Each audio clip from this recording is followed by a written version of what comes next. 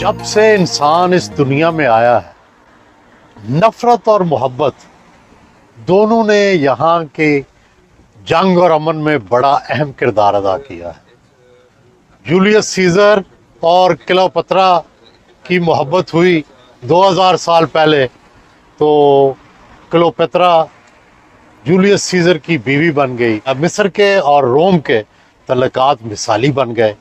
फिर एंटनी से उसकी शादी हो गई, तो ये एक वजह बनी उनके दोनों के इत्तेहाद की। और फिर बड़ी मशहूर जो दुनिया की जंग हुई, उसमें हेलन को हासिल करने के लिए दुनिया के कई ममालिक की फ़ौजें आमने सामने हो गईं और फिर हेलन को की वजह से पता नहीं कितनी तबाही हुई। यहाँ भी एक रोमानवी दास्तान सुनाई जाती है कि ये शहर पहले दो अलग अलग शहर थे, एक बूढ़ा और एक पेस्ट। बूढ़ा जो है ये एक पहाड़ी इलाका है और दूसरा एक मैदानी इलाका था। लेकिन जब एक शहजादे की एक शहजादी से शादी हो गई तो तकरीबन 1000 साल पहले ये दोनों एक शहर बन गए। अब भी एक पहाड़ पर है, एक मैदानी इलाके में है, लेकिन अब इतने पुल बन गए हैं कि ये एक ही शहर है। इसका नाम भी बुडापेस्ट है, एक ही नाम हो गया।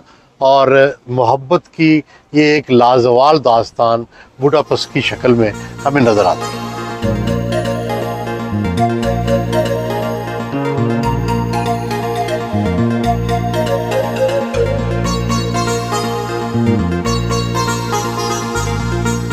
सारी दुनिया की तरह कभी हंगरी में भी बादशाहत होती थी। ये 800 साल पुराना महल उसी ज़माने की यादगार है।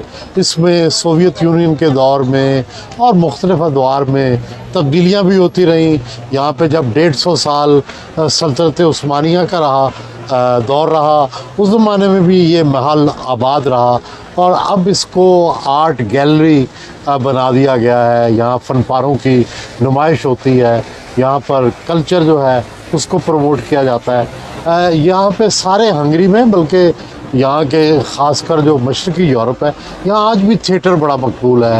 आप किसी भी 50 साल से ऊपर शख्स से मिलेंगे तो वो थिएटर के बारे में बात करेगा। जबकि अगर पाकिस्तान से कंपेयर करें तो वहाँ हमारे यहाँ जो थिएटर है वो इतना ज़्यादा पॉपुलर नहीं रहा, और यहाँ कॉमेडी थिएटर बहुत पॉपुलर है। लोग जो हैं वो शाम को जब थक हार जाते हैं तो वो एंजॉय करते हैं। पुरानी जो बिल्डिंग्स हैं, जो तारीखी बिल्डिंग्स हैं, उनको मेंटेन रखने के लिए, रिस्टोर करने के लिए आर्ट्स की चीज़ें रखी हैं वहाँ पे, उनको म्यूज़ियम बनाया है, वहाँ पे एग्जीबिशंस होती हैं और वहाँ पे टूरिस्ट जो है उनकी एक्सेस होती है, जिससे उनका मामला चलता रहता है। जो पाकिस्तान की तारीखी इमारतें हैं, तारीखी किले हैं या बाकी जो पुराने घर हैं, उनको भी अगर यही रंग दिया जाए तो शायद वो ज़्यादा कारआमद हो जाए।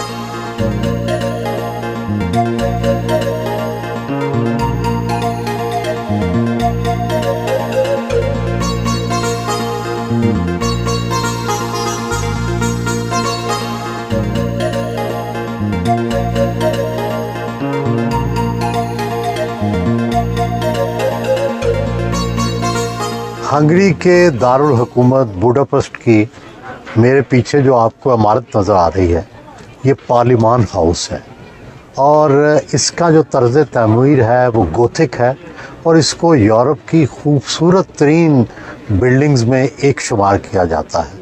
और यहाँ का जो सियासी निज़ाम है वो पार्लिमानी निज़ाम है, जिसमें 4 दफ़ा एक ही हुकूमत जीती है।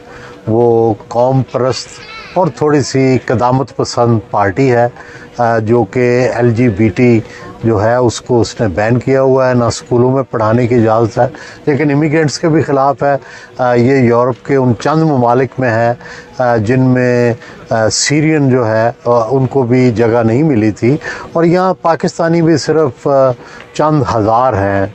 कुछ स्टूडेंट्स मिला के 3-4 हज़ार में शामिल हो जाते हैं।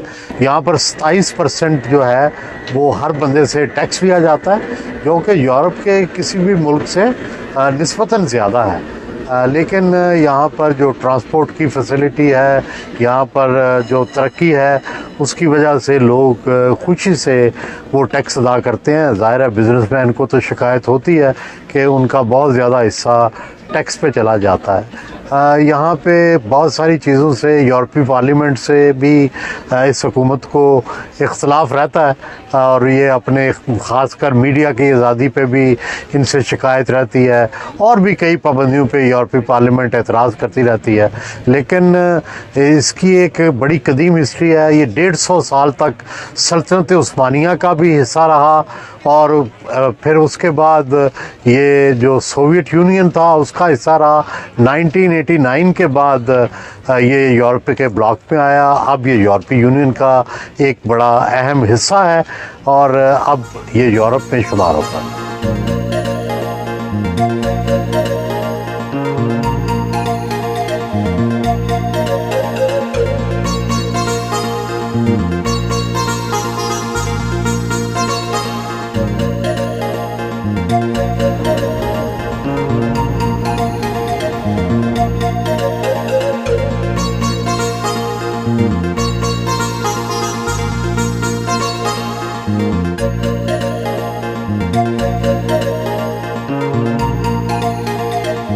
मेरे पीछे यूरोप का दूसरा बड़ा दरिया डेनोब नज़र आ रहा है। डेनोब जो है ये 10 मुल्कों से में बहता है। जर्मनी से शुरू होता है और मुख्तलिफ़ नज़रियात के ये मुल्क रहे हैं और इसके बावजूद इसके बहाव पर और इसको रोकने पर कभी कदगन नहीं लगाई। छोटे मोटे इख्तलाफात होते हैं इस बात पर कि हाइड्रो पावर कौन सा मुल्क बना सकता है, किस जगह पे बना सकता है, किस जगह पे नहीं बना सकता। बाज़ औक़ात बार्डर पर तनाज़ात भी होते हैं, मगर जिस तरह भारत और पाकिस्तान के इंडस वाटर ट्रीटी का हाल किया गया है, भारत ने एक तरफ़ा तौर पर रोक कर, वो बिल्कुल यहाँ पे तस्वुर ही माल है। अपर राइबेरियन या लोअर राइबेरियन यानी जहाँ से दरिया बहता है और जहाँ तक ये पहुँचता है, हर जगह के लोग, हर मुल्क के लोग इससे मुस्तफ़ीद होते हैं, लुत्फ़अंदोज़ होते हैं और कोई तनाज़ा भी नहीं है। क्या भारत को इस मिसाल से सीखना चाहिए? क्या यहाँ पर जहाँ से दरिया बहते हैं, क्या वो उनको रोक कर दूसरे मुल्कों को इससे महरूम कर सकते हैं? ये सोचना भी गलत है। लेकिन पता नहीं क्यों भारत ने ये किया है, जो कि ना मुमकिन है, ना दुनिया की सोच में ही आ सकता है।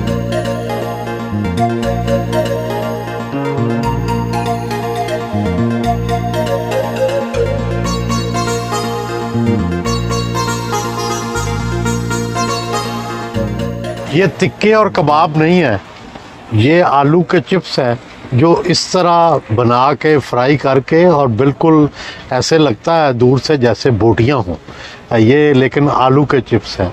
लेकिन इस वक्त मैं आ गया हूँ हीरो स्क्वायर पे। और हीरो स्क्वायर क्या है? वो कौमें जो अपने हीरोज़ को याद रखती हैं, वो बड़ी यादगारें बनाती हैं, बार बार अपने माज़ी को दोहराती हैं। वो लोग जिन्होंने उस कौम के लिए कुर्बानियाँ दी होती हैं, उनके नाम को तारीख़ में सुनहरे अल्फाज से लिखा जाता है। इसके इर्द गिर्द म्यूज़ियम बनाए गए हैं जिसमें उनकी तारीख़ है और फिर ये सारा एक सिंबलिज़म के ज़रिए क्रिएट किया गया है। इसमें घोड़े हैं, इसमें जंग है, इसमें अमन है, इसमें खुशहाली है, सबको इस स्क्वायर के अंदर रिप्रेजेंट किया गया है और दूर दूर से लोग इसको देखने आते हैं। और साथ जो म्यूज़ियम बनाया गया है उसका आर्किटेक्चर भी काबिल दीद है और उसके अंदर इस मुल्क की सारी हिस्ट्री, किस तरह हज़ारों साल पहले यहाँ बादशाह हुकूमत करते थे, किस तरह लोगों ने इस मिट्टी की खातिर यहाँ जाने कुर्बान की, सबको यहाँ डॉक्यूमेंट किया गया है। और हीरो स्क्वायर जो है ये ना सिर्फ आर्किटेक्चर का शाहकार है, सिंबलिज्म का भी शाहकार है। इस तरह के ये हंगरी की पूरी तारीख़ का मंजर जो है वो पेश करता है।